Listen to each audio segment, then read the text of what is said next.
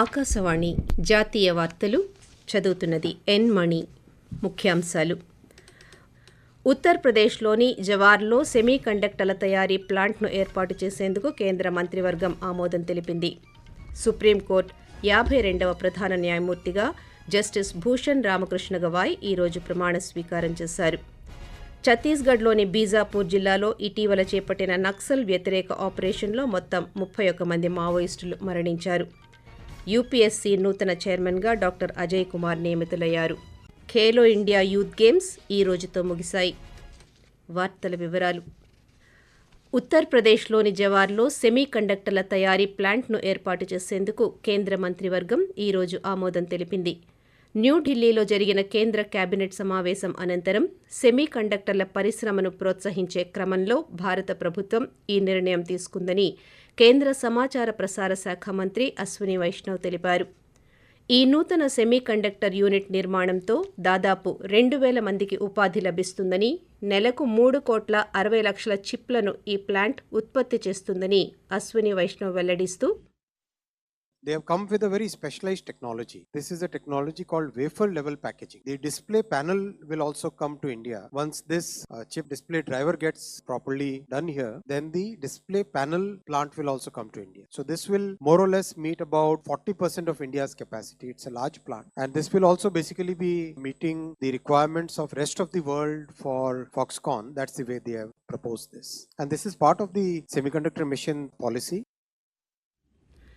ఇప్పటికే భారత్లో 5 semi conductor యూనిట్లు నిర్మాణ దశలో ఉన్నాయని, ఈ నూతన యూనిట్తో సెమీ కండక్టర్ పరిశ్రమను అభివృద్ధి చేయడానికి భారతదేశం తన ప్రయాణంలో మరింత ముందుకు సాగుతోందని మంత్రి అశ్విని వైష్ణవ్ చెప్పారు. సెమీ కండక్టర్ రంగానికి సంబంధించి దేశంలోని 270 విద్యాసంస్థల విద్యార్థులు, 70 అంకుర సంస్థలు నూతన ఉత్పత్తులను అభివృద్ధి చేయడానికి ప్రపంచ స్థాయి డిజైన్ సాంకేతికతలపై పనిచేస్తున్నారని కేంద్ర మంత్రి తెలియజేశారు. సుప్రీంకోర్టు 52వ ప్రధాన న్యాయమూర్తిగా జస్టిస్ భూషణ్ రామకృష్ణ గవాయ్ ఈరోజు ప్రమాణ స్వీకారం చేశారు. నిన్నటితో జస్టిస్ సంజీవ్ ఖన్నా పదవీకాలం ముగియడంతో ఆయన స్థానంలో జస్టిస్ బీఆర్ గవాయ్ నియమితులయ్యారు.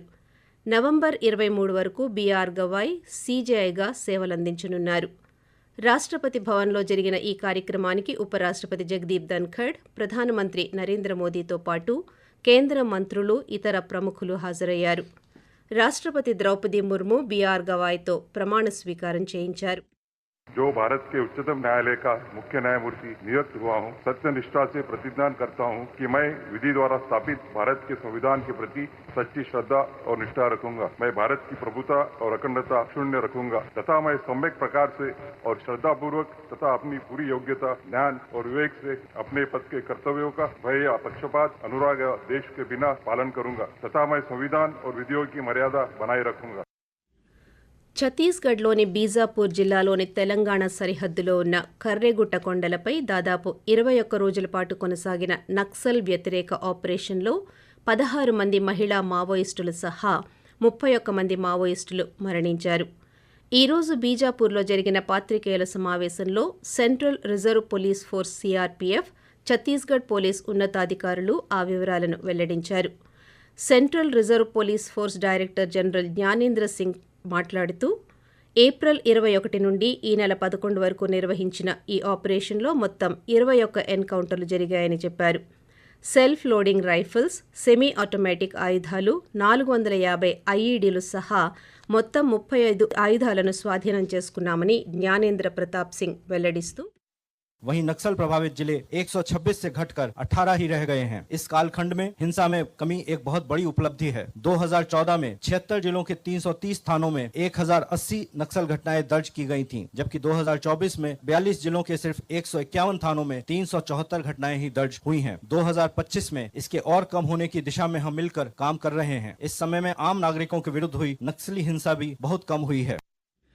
యూనియన్ పబ్లిక్ సర్వీస్ కమిషన్ నూతన చైర్మన్గా డాక్టర్ అజయ్ కుమార్ నియమితులయ్యారు. అజయ్ కుమార్ను చైర్మన్గా నియమిస్తూ రాష్ట్రపతి ద్రౌపది ముర్ము ఈరోజు ఉత్తర్వులు జారీ చేశారు. యూపీఎస్సీ చైర్మన్గా బాధ్యతలు స్వీకరించిన రోజు నుండి ఆయన పదవీకాలం ప్రారంభమవుతుందని ఆ ఉత్తర్వుల్లో పేర్కొన్నారు. డాక్టర్ అజయ్ కుమార్ 1985 బ్యాచ్ కేరళ క్యాడర్కు చెందిన రిటైర్డ్ ఐఏఎస్ అధికారి. ఆయన గతంలో ఆగస్టు 2019 నుండి అక్టోబర్ 2022 వరకు రక్షణ మంత్రిత్వ శాఖ కార్యదర్శిగా పనిచేశారు. ఆకాశవాణి జాతీయ వార్తలు వింటున్నారు. ఆపరేషన్ సింధూర్ విజయవంతంగా అమలు చేయడంపై భారత త్రివిధ దళాల అధిపతులు తమ అంతర్దృష్టులను పంచుకున్నారు. Chief of defence staff general Anil Chauhan, army chief general Upendra Dwivedi, navy chief admiral Dinesh K Tripathi, air force air marshal AP సింగ్లు త్రివిధ దళాలు ఎలా సమన్వయంతో పనిచేసి ఈ ఆపరేషన్ను దిగ్విజయంగా పూర్తి చేశాయో వివరించారు. వ్యూహాత్మక మార్గదర్శకత్వంతో పాటు ఆధునిక సాంకేతిక మల్టీ కార్యకలాపాలను సమర్థవంతంగా అమలు చేయడం ద్వారా అనుకున్న లక్ష్యాలను ఖచ్చితత్వంతో సాధించామని పేర్కొన్నారు. పంజాబ్లోని ఫిరోజ్పూర్ సెక్టార్లో అంతర్జాతీయ సరిహద్దును దాటి ఏప్రిల్ 23న పాకిస్తాన్ రేంజర్స్కు పట్టుబడిన సరిహద్దు భద్రతా దళం బీఎస్ఎఫ్ జవాన్ పూర్ణం కుమార్ షా ఈరోజు ఉదయం భారత్కు సురక్షితంగా చేరుకున్నారు. బీఎస్ఎఫ్ అధికార వర్గాలు ఈ విషయాన్ని ధృవీకరించాయి. అమృత్సర్లోని అటారీ జాయింట్ చెక్ పోస్ట్ వద్ద అతన్ని అప్పగించినట్టు వెల్లడించాయి. ప్రోటోకాల్ ప్రకారం ఈ ప్రక్రియ శాంతియుతంగా జరిగిందని పేర్కొన్నాయి. కాగా సరిహద్దు కంచె దగ్గర పనిచేస్తున్న రైతులను రక్షించే బృందంలో విధులు నిర్వహిస్తున్న పూర్ణం కుమార్ షా అనుకోకుండా అంతర్జాతీయ సరిహద్దును దాటడంతో పాకిస్తాన్ బలగాల అదుపులోకి వెళ్లవలసి వచ్చింది. ఆపరేషన్ సింధూర్ విజయవంతమైన నేపథ్యంలో శౌర్య తిరంగ యాత్రను దేశవ్యాప్తంగా ఆనందోత్సాహాలతో నిర్వహిస్తున్నారు. ఈరోజు దేశంలోని వేరువేరు ప్రాంతాలలో ఈ తిరంగా యాత్రను చేపట్టగా అందులో అనేక మంది పాల్గొంటున్నారు. పలు రాష్ట్రాల ముఖ్యమంత్రులు, ప్రముఖ నాయకులు కూడా తిరంగా యాత్రలో భాగమవుతున్నారు. మహారాష్ట్ర ముఖ్యమంత్రి దేవేంద్ర ఫడ్నవీస్, ఉప ముఖ్యమంత్రి ఏక్నాథ్ షిండే, ఛత్తీస్గఢ్ ముఖ్యమంత్రి విష్ణు డియో దేశాయ్, ఉత్తరప్రదేశ్ ముఖ్యమంత్రి యోగి ఆదిత్యనాథ్ పాల్గొన్నారు.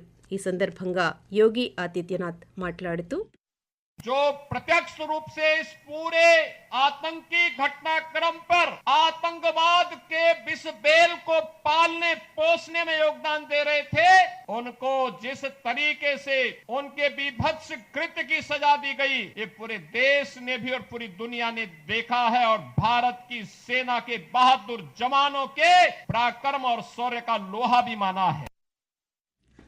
ఖేలో ఇండియా యూత్ గేమ్స్ ఈరోజు న్యూఢిల్లీలోని ఇందిరాగాంధీ ఇండోర్ స్టేడియంలో జరిగిన జిమ్నాస్టిక్స్ ఫైనల్స్తో ముగిశాయి.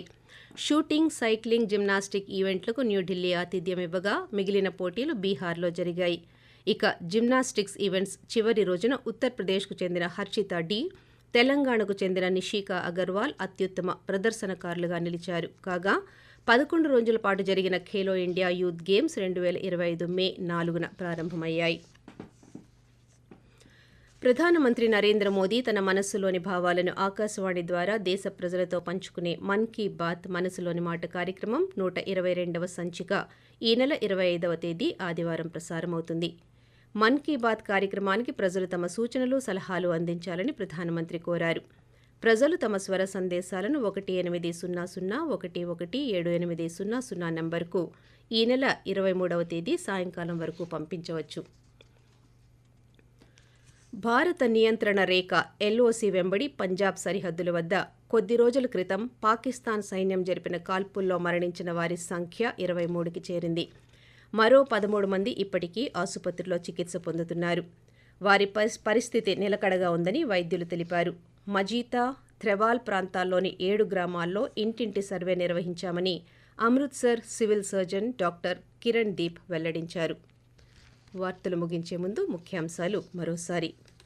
ఉత్తరప్రదేశ్లోని జవార్లో సెమీ కండక్టర్ల తయారీ ప్లాంట్ను ఏర్పాటు చేసేందుకు కేంద్ర మంత్రివర్గం ఆమోదం తెలిపింది. సుప్రీంకోర్టు 52వ ప్రధాన న్యాయమూర్తిగా జస్టిస్ భూషణ్ రామకృష్ణ గవాయ్ ఈరోజు ప్రమాణ స్వీకారం చేశారు. ఛత్తీస్గఢ్లోని బీజాపూర్ జిల్లాలో ఇటీవల చేపట్టిన నక్సల్ వ్యతిరేక ఆపరేషన్లో మొత్తం 31 మంది మావోయిస్టులు మరణించారు. యూపీఎస్సీ నూతన చైర్మన్గా డాక్టర్ అజయ్ కుమార్ నియమితులయ్యారు. ఆకాశవాణి జాతీయ వార్తలు ఇంతటితో సమాప్తం. రేపు ఉదయం 6:45 ప్రాంతీయ వార్తలు వింటారు.